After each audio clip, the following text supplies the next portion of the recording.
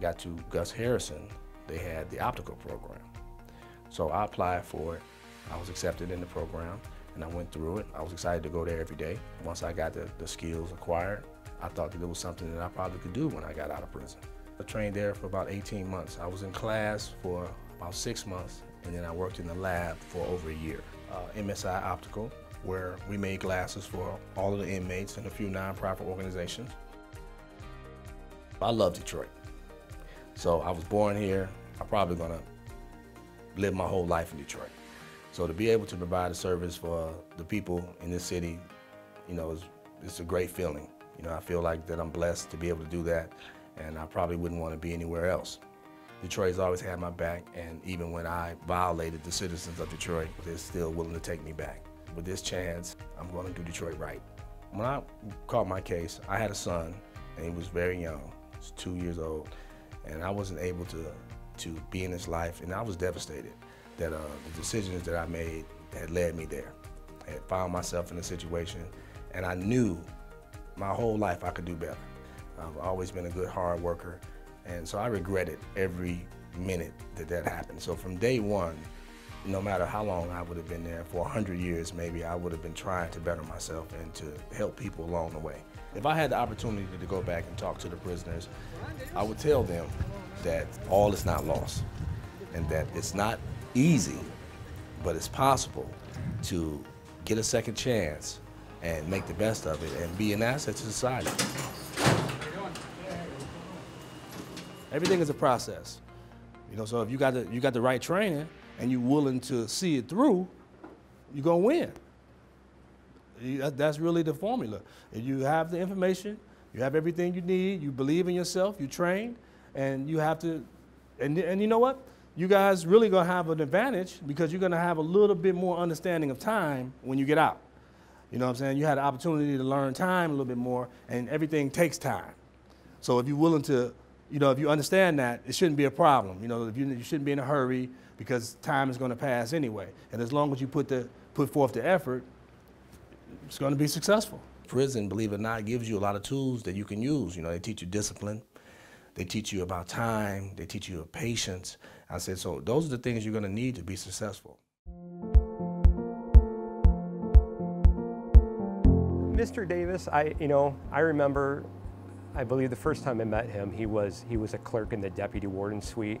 He was their lead clerk, and I'd see him as I came in and out. He'd have a desk right by that front window, and very, very clean cut, you know, very, very respectful, you know.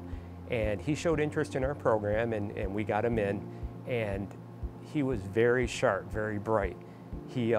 I could tell right away that he was catching on quickly. So he went through the class very quickly with very high scores, and that's the kind of worker I'm looking for to have a permanent job here in the lab.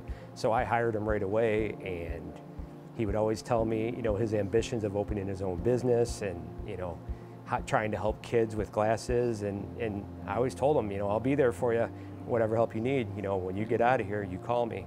Our inmates that work for us and our students take great pride in what they do here. They're very, very proud. You know, they want to show off what they do. It's definitely a feel-good story because I know what I'm training them is a trade that they can use getting out of here. That there are many, many optical jobs outside of here, and they're just not broadcast a lot. But I know they're there, and I know the success stories because we've had a lot of them, and I know the trade will keep them out on the streets instead of back in prison. And I just wish more businesses would give them a chance. You know, because I'll admit, when I was at Walmart, if I saw somebody come in that had a felony, I'd back right off because I didn't know. But now working here for 17 years, I know that these guys, they know what they're talking about. The program we put them through, it's anywhere from 6 months up to a year. They know their stuff. He was a good student, and I'm glad that he got in touch with us and letting us know that he actually took this and applied it in the world outside of the penitentiary. It makes me feel good inside that these guys are actually doing something and that there's other individuals out there in the optical industry that are giving them a second chance. And it makes me feel good that I gave these guys the tools for these other individuals to give them that second chance. So I'm really proud of Mr. Davis. He did not let prison experience define who he is. There was never a doubt you were going to come work for me, because you were one of the, definitely one of the brighter students we've had come through. So, you know, I knew when I put you on final inspection, I didn't have to worry about the glasses going out. They were going to be correct going out. Right. Well, you know, I appreciate that too. Rehabilitation is real, but I think that it's not the same for every individual. Every individual is different. At the end of the day, when I'm done and I've interviewed some patients, or I've seen some patients and helped them with their glasses or their eye problems, whatever they may be, I'm excited. I feel like, you know, I don't know if it could get any better for me. What's next for me is to really go all out with this company and try to provide a wonderful service to all the people of Detroit.